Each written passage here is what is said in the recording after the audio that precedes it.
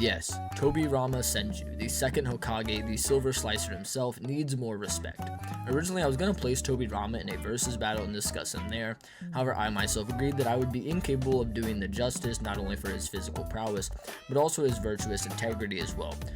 So today, we're going to go in deep on not only the question of how strong is Tobirama Senju, but also what happened in the Kinkaku encounters, why was Madara so wary of him. Hey, what's good? It's your boy Virtue, and today your friendly neighborhood Tobirama Goon is talking about the coolest Naruto character ever. No, chill. I'm kidding. But in all seriousness, do not wrap me in with all those Tobirama fans, just please don't, because I'm sure you guys know, since I've gotten a lot of comments remarking about how I hold Minato to a really high regard and do not downplay him like many other Tobirama related creators. So what do I have about Tobirama? My character, how high do I skill him? So yeah, let's just get into that. So how strong is Tobirama Senju? I think it's most fair if we begin with Tobirama versus Kinkaku and Ginkaku and what really happened with these encounters. The Gold and Silver brothers, as prescribed in the beginning of the work, are two golden lights among the clouds, two honorary soldiers and shinobi for Kumogakure. Tobirama, the second Hokage. What truly happened? We know that these characters had potentially two encounters, first of the which being the more crucial one, so let's begin there, and then discuss how the second one lines up with the first. So we know that Tobirama and the second Raikage had a political confrontation meeting during the First Great Shinobi War. It's typically described as a peace treaty, with both lands seemingly in agreement, as those were probably the strongest nations at the time. The second Raikage's guards were probably the Gold and Silver brothers, just purely due to their reputation at this time. However, they did sometime on this occasion stage a coup d'etat, which is essentially a violent and unlawful seizure of power from a high court or government, meaning that more than likely they were both off guard, which tends to align with their nature, as they are described in the fourth data book to be very fraudulent, and it's kind of implied in other mediums as well, which is also supported by the Konoha section stating that the Raikage was the strongest of the village, which means that the second Raikage was above them, yet they killed him. Why? Not because they skilled him, no, just because they simply caught him off guard and managed to murder him. However, what if I said that Tobirama murdered Ginkaku?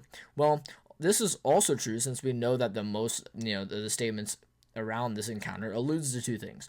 First thing is that they couldn't kill Tobirama, and second, Ginkaku died first. What do I mean? Well, we know that Shikamaru states that Kinkaku is the monster that once messed up the second Hokage. This is also super consistent when I bring up the second encounter, but yes, this version of Kinkaku, which would be far greater than in his alive state, her and off-guarded Tobirama. The other statement is from Tsunade, in which she discusses the 5 great ninja tools in a very potent light, with her then discussing the conclusion that they drove the second Hokage to the brink of death. If Kinkaku killed Tobirama, then that would have been implied or stated from this encounter, not just that he messed up Tobirama during the coup d'etat, or hurt him, or messed him up, or brought him to the brink of death, yada yada yada. Now, we know that Kakuzu also knows of them, for that once Kinkaku dies, Kinkaku rages in his Nine Tails V2 cloak, which again corroborates the idea that he messed Tobirama up, with them both using the Sage of Six Passion Ninja tools before this. Now, I'm going to wrap up what we have here and move to the second encounter and then come back to this one. So far we have that, judging by their reputations, Kinkaku and Ginkaku were Raikage guards of the second, who of them was stated to be stronger than them, and then they staged an off-guard, unlawful seizure of power, with Tobirama also being there. Tsunade implies that they were both using the tools which drove them to the brink of death, the same tools which are stated to be above all the 5 Kage. Then, sometime after the second Raikage dies and Tobirama kills Ginkaku, this is also supported by the fact that Kakuzu is aware that Ginkaku died first, and Kinkaku thinks that Tobirama reanimated both of them. Then, Kinkaku, enraged at his brother's death, went into full Nine Tails cloak and fought Tobirama, who was already on the brink of death. Now, let's look at the second encounter and work our way back. The second encounter with them isn't even directly against them. It's a group called the Kinkaku unit which surrounded them whilst they were on the end of a long, strenuous mission. Tobirama is the one who deciphered it was the Kinkaku unit rather than the Gold and Silver brothers, which can only conclude two things. First being that Tobirama, who is able to sense Nine-Tails chakra from countries away whilst in a suppressed, weakened state during the war, which means that alive Tobirama was so incredibly fatigued that he couldn't even sense a single bit of it with him surrounding him like point blank. Or the other option is that Kinkaku and Ginkaku just weren't there, which is fine, and it just means that the 20 S-Class Shinobi that did force him to succumb to his wounds would just be of that level or that caliber that he was at, which would be needed to take him down during the peak of his life, I guess. But I'll talk about that and where that peak is a little bit later when it comes to it. So they just weren't even there, which is likely and most likely would fit the narrative that they believe that he summoned them. It's just clear that the first encounter doesn't scale to Tobirama, and the second encounter is also placed in a double bind where it falls apart on either interpretation of whatever way you go. So with that being said, where does Tobirama legitimately scale? And well, to answer this, we will obviously be using his Edo Tensei feats, which I do believe that many Tobirama fans do remove the context from, which is far too edgy for me to do so, and I'm just going to move through all of them chronologically, ending off with his best scaling. So yeah, if you want to see a specific argument discussed, then all the timestamps should be labeled already, so just go check that out. With that being said, let's begin with the most edgy feat Tobirama has, the bomb feat. Chapter 638 comes to a close with Jubito being a fair distance from Tobirama, Hiruzen, and Hashirama's clone, in which Jubito charges through them. However, once he has completely moved through them and has stopped moving, then without turning to note the bomb's existence, Tobirama screams for them to scram, then throws up a half tiger sign and blows Jubito up. Whilst Tobirama does that, he reaches into his chest and grabs out more bombs, these bombs now being the tandem paper bombs. So what does this mean? Well, it means that Tobirama has bombs inside of his body. Now, does this mean that Tobirama full-on, ran around Jubito, hitting him like a Mortal Kombat worthy combo? No. Jubito charges at Tobirama, and Tobirama reacted either a few different ways. First being that we know the tandem paper bombs have different seals, with them having the same signs in the middle as the original bombs, but they just don't have the extra circle markers around the edges. So when Jubito charged through him, he moved his hand into his chest, then grabbed them and tossed them out and dispersed them on Jubito's body, with his hand still being fully extended, and then he placed the marker for the flying Raijin on Jubito's back. So when Jubito moved that distance, yes, Tobirama reacted, but didn't full-on blitz Jubito. The other interpretation leads to a similar conclusion, except Tobirama had the original bombs already marked inside of his body, and Jubito just ran straight through him as to why they were already placed where they were and how random they were, and Tobirama only really reacted, again, via singular arm motion to place the seal. So, please, Tobirama fans, coming from me, stop taking this feat out of context. Like, bro, we don't need that. He's not just, Mortal Kombat blitzing fatality around, Jubito. That's just, no, stop. Instead, rather just take this feat as Tobirama combating Jubito and could react to him from a substantial distance, not blitzing him. There is still an argument that Jubito's instability would cause power fluctuations to be unquantifiable. However, we do know that a worse Jubito with the snake-like body is still completely blitzing EMS Sasuke and KCM Naruto. The next feat for Tobirama, which is viable for him, seemingly outspeeding KCM Minato, which is this consistent? Well, let's analyze this feat as well. So we could see that Tobirama is completely off screen somewhere. There's a TSO that is placed on Minato's right arm socket and begins flashing when it means that it will explode, and Minato is aware that it will explode since he just saw it, a few chapters prior. Then Tobirama uses body flicker and blitzes KCM Minato's combat speed, which I know you could say that Minato was mentally nerfed in this, which if you do believe that, I'm not going to go in depth on it here, but if you're curious, go check out my Hokage ranking video, and everything is timestamped and it's in that section, so just go check that out. But Minato is not nerfed in this scene, or I guess not mentally nerfed. But physically, possibly. Since Minato did just lose his arm, which could cause body imbalance and loss of chakra, most importantly. But since all of his feats come after without that arm, it doesn't really change anything. Concluding chapter 641, consistency is added to the prior argument, with Tobirama being able to react to KCM Minato in combat. We could see that essentially Naruto and Sasuke decide to take the command position, leading the charge. Tobirama and Minato then both blitz them respectively, with Minato moving in front of both of them, intercepting their attack, and Tobirama moving behind Jubito for a high-speed pincer attack. Then they just react at the same time. So since the last feat was body flicker, which would obviously have a clear advantage over combat speed, Now this is a much more fair comparison, I guess, if you will. They are very much relative. I would say like the KCM Minato and the Tobirama that fought here, not like the clone earlier, but this one like in specific. Now there are some more FTG feats that will be brought up for his abilities, like of him blitzing like Jibito and whatnot, but that'll be brought up later in that section. But for where Tobirama's best, speed scaling comes from is, believe it or not, against Madara. So originally in the script, I had this section explaining, me just explaining all the arguments for why this is his best and how high it actually scales. But it kind of became perplexed and awkward. So instead, I'm just going to speed a little more, or take a little more time, I guess, and just lay the groundwork out for this scene. And then I'm just going to touch on the parts you probably missed. And then just go over the argument and how it actually works.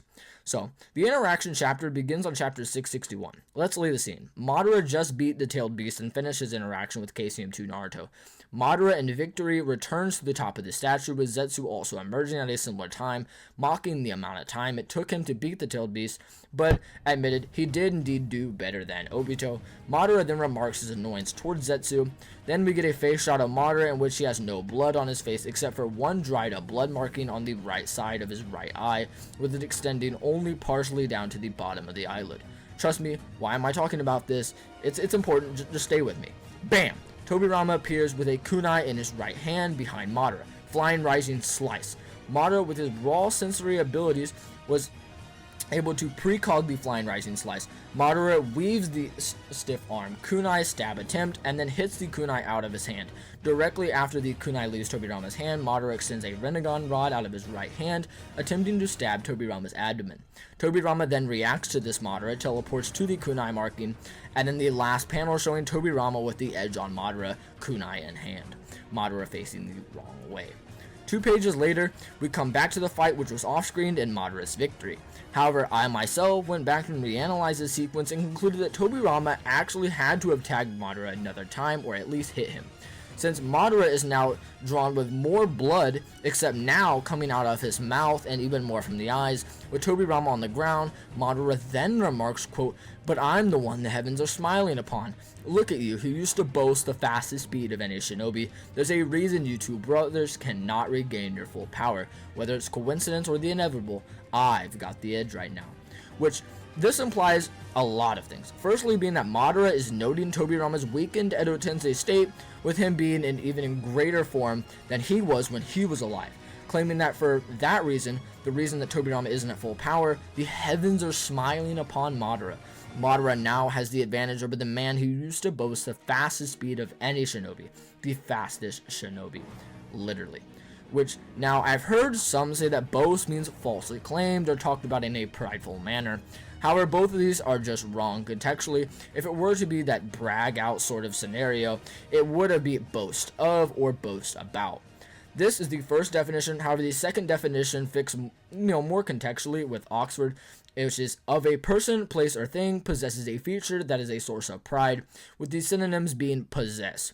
Also, if you do know your series well, then you would know that when Kishimoto really wants to display that a character or thing definitely holds a particular quality, he actually uses the word boast, as there are many, many instances, way too many for me to name, to be honest, and I'll just throw them all up on screen from objective mediums that say the word boast in regards to talking about or possessing a certain quality. So, all of this means that Tobirama in his prime was faster than Hashirama and Madara, which this being implied to him being greater than EMS Madara and base Hashirama isn't inconsistent. Now, Sage Mode is kind of weird, and I'm not going to delve too into that here, since we know that Hashirama's Sage Mode isn't like other people's, which just to briefly consider that notion, we know that when Hashirama uses Sage Mode, he never goes extremely above his normal self, but rather it's just his jutsu that are far above his normal self. So his Sage Mode is more than likely just a chakra amp that allows him to funnel more chakra at one time, and that's why he mainly uses his notoriously large jutsu whilst in Sage Mode, yet his AP and speed doesn't really change all that much. One thing you could also argue to counter this is something that I also lean to, being that base Hashirama is clearly far above EMS Madara, or at least far more comparable to EMS Madara than Sage Mode would be, to the point where him going Sage Mode didn't even make a difference during the final fight. Now, you could see that Even when attempting to discourage Madara from his actions, he was still capable of reacting to nearly every single attack with the full Susanoo covered Kurama and his EMS out, not even posing a threat to him in base. Once entering Sage Mode, it's after realizing Madara has gone too far, and he simply rips the Susanoo off, takes control of Kurama, puts him to sleep, all in a few pages, may I mind you. So to interpret Tobirama above Hashirama is plausible, but I don't think Tobirama could really kill him, as we have statements for him as well supporting the idea that he was a peerless shinobi. Now, I will say that Naruto, in regards to Speed as a series, people tend to take it out of context, with Speed being usually the main thing they like to talk about in versus battles, which is just kind of wrong. So, AP and and stuff like that also comes in. So it could just be that Tobirama is slightly faster, or on the level of a Sage Mode Hashirama, but Sage Mode Hashirama happens to have a far greater strength advantage or something like that. Now, we do see in Edo, for both of the War Arc and the Hiruzen fight, that Tobirama is able to casually keep up with base Hashirama, so maybe you could say that Tobirama is not a complete Blitz level or above or whatnot. However, it's just as worth mentioning that, similar to how the first banned book, Kishimoto proposed a tag team match of Hiruzen and Tobirama versus Hashirama and Minato, with him directly stating it would be the most dramatic battle in history of Konoha, and it would even shake the heavens. This is made even after it's been heavily implied that Hiruzen isn't even on the level of Minato, and Minato is a godlike shinobi. But Tobirama would actually be the one carrying their faction to a tough battle against Hashirama and Minato.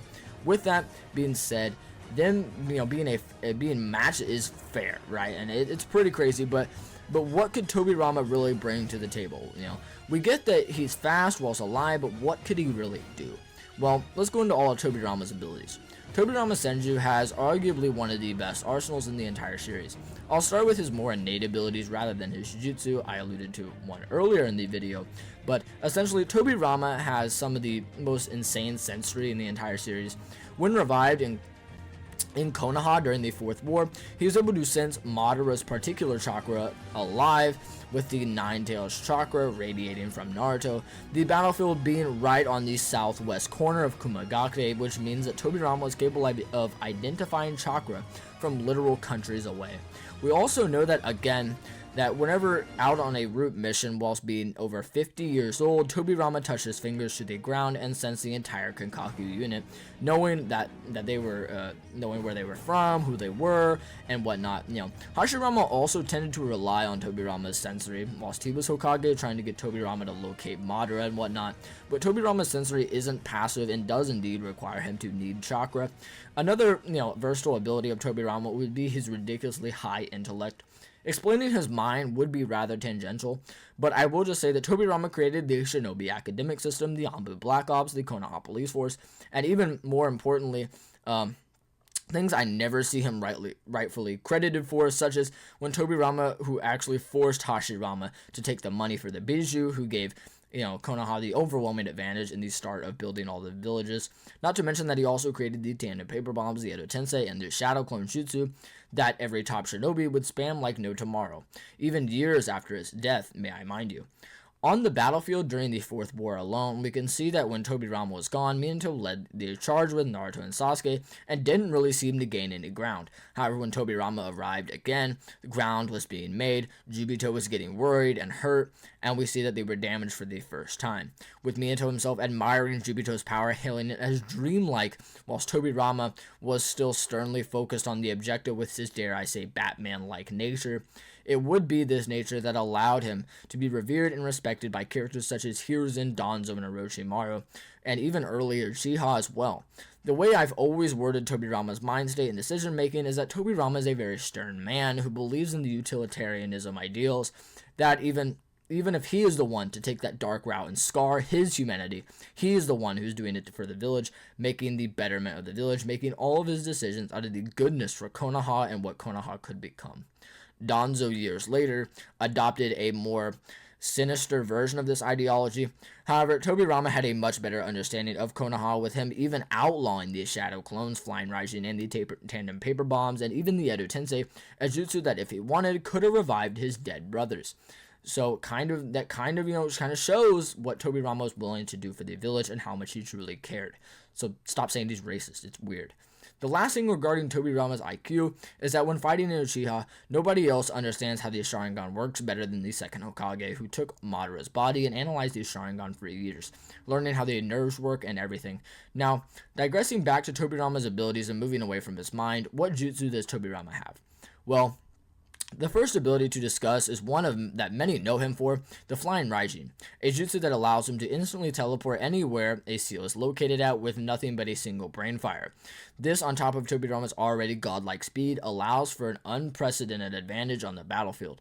I have heard some people argue that it's not actually instantaneous, since Tobirama stated that the Shadow Clone's Flying Raijin would be too slow. However, even if it is, it was still capable of perception blitzing Jubito, blitzing a Rasengan in its back, and even more feats, which I'll just toss up on screen. So this isn't all that Tobirama has created. The Flying Rising Slice, which is essentially like an additive to that, which essentially is what it sounds like. The fourth data book discusses how impressive it is and states that it could, cut even formidable foes like Izuna, but most importantly, it describes it as follows, quote, "And a single blow from the rear. If one is not aware of the intent, then the evasion to the instantaneous surprise of attack is completely impossible," end quote. This means that on top of Tobirama's already godlike speed, he can also, teleport instantaneously to the off-guarded spot of his opponent. With the only reason Madara was ever able to evade this is due to the emphasis on the Rinnegan sensory ability. The two next abilities are two that he created, meant to be worked in together, being the Tandem Paper Bombs and the Edo Tensei. This is a jutsu combo where Tobirama brings someone back from the dead and implants the tandem tags in their chest and right in the center, commanding them to take charge on a battlefield and absolutely just nuke it, with the only downside being that the caster can't do it himself, or as the fourth data book says, death is inevitable. But how strong is the Tandem Paper Bombs really? Well, to answer this, they are absolutely ridiculous. The largest Gracious Deity Gate was able to tank a point-blank concentrated force of the Ten Tails. However, when the Tandem Paper Bombs went off, it was blown up completely, which could stand to reason that they hold the AP of a greater force than the Ten Tails itself, which is insane since it's also implied that Tobirama uses this in character a lot during the battlefield just to kind of clear them all out. Now, Tobirama cannot use this on a clone like how many believe, due to again the sheer force being output, with the fourth data book stating that the second Hokage developed it for the purpose of combining it with Impure World Reincarnation. Upon activation, due to the devastating explosions, it is highly probable that the Jutsu caster will be caught in it. If a person performs the technique, death is inevitable, for it is a blast technique that sacrifices one's life. End quote. Which would obviously mean that a shadow clone would not have the durability to tank that and just simply impart to its clone properties. The next set of jutsu that I want to discuss for Tobirama is his infamous water style jutsu. The first of which I want to talk about is from a manga data book. Yes, it does have an anime picture, but it is still manga oriented. This is Tobirama's fresh water blade excerpt from the 1 Decade 100 Ninja Guide, stating that, quote, "A technique of the second Hokage not seen during his battle with the third Hokage. Even with no water, he forms a huge water spiral and a long attacking range. When it comes to this lance, surely there is nothing that can't be cut," end quote. Which, since this guidebook comes out during the latter half of the Pain arc, Tobirama's fresh water blade could cut every single thing up until that point, and purely based on rhetoric of the statement, saying it has durability negation shouldn't be too disingenuous. Now, next up, his Severing Wave. This water style ninjutsu channeled from the stomach is capable of slicing the Godri roots, which are capable of throwing BSM Naruto and KCM Minato.